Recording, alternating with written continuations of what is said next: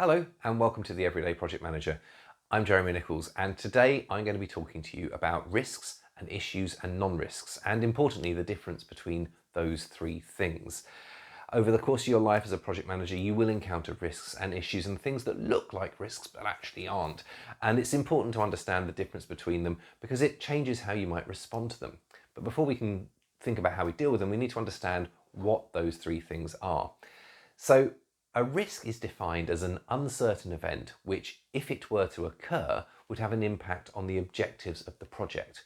So we just break that down. A risk is an uncertain event, so it's something that hasn't happened yet, which if it were to occur would impact the objectives of a project, would impact our ability to actually get to where we want to get to. And under that definition, it's clear to see that all projects will have risks. If you want to do anything, there will be things that might prevent you from doing it. They're not happening right now, but you can foresee the possibility that something will stop you from delivering your project. And that's what a risk is. An issue is something that's happening right now, that's actually in the moment stopping you from delivering the objectives of your project. And as you can see, all projects will therefore have a number of risks. There will always be things that might stop you, but you'll only encounter perhaps one or two issues over the course of the project.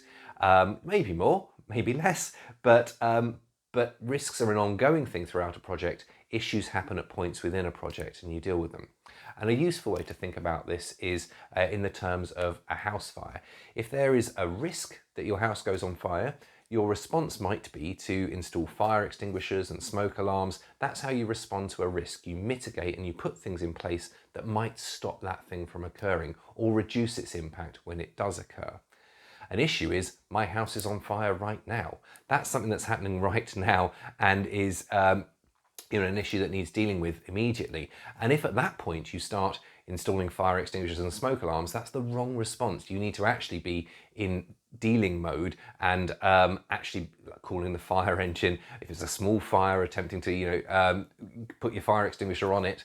But your response to an issue is to deal with the issue and to attempt to fix it, whereas your response to a risk is to mitigate it. And also along the way, you will encounter non-risks. Things which people raise as concerns, as things which appear to impact the project, but actually, if they were to occur, you could still deliver on the objectives of your project.